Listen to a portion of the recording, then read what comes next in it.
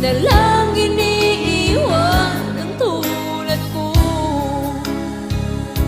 Ngayon ay biglang nagbago, pagkat sa piling ko ikaw ngayon'y na